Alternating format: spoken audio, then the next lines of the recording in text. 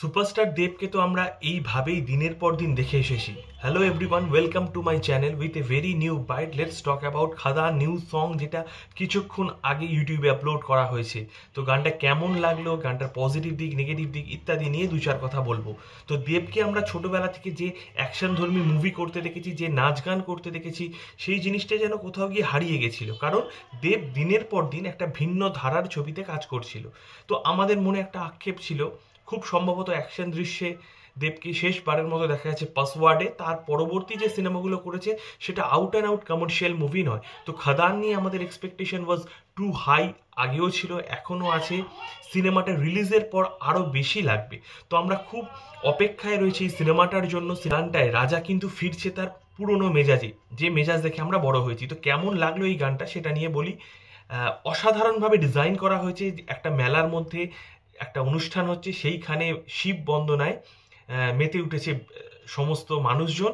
এবং মেলায় যেভাবে লার্জ স্কেলে এটা দেখানো হয়েছে, বহু ব্যাকআপ ডান্সার্স, বহু ছেলে বহু মেয়ে সবাই মিলে যে নাচছে, এবং দেবের যে স্টেপসগুলো দেওয়া হয়েছে সেগুলো কিন্তু অসাধারণ। কয়েকটা স্টেপ বেশ সহজ এবং কয়েকটা স্টেপ কিন্তু বেশ কঠিন। দেব দিনের পর দিন নিজেকে মেন স্ট্রিম সিনেমা থেকে সরিয়ে রাখার পর হঠাৎ করে এই মাস কমার্শিয়াল মুভিতে ফিরে এসে যেভাবে নিজেকে মেলে ধরেছে, এর জন্য কোনো বিশেষণ কিন্তু যথেষ্ট নয়।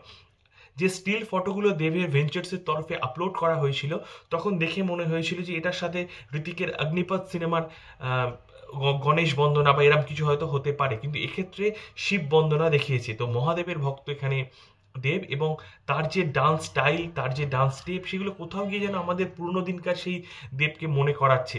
ভাবতে পারিনি হল জাস্ট ফেটে পড়বে, দেব ফিরছে, রাজার মতো ফিরছে।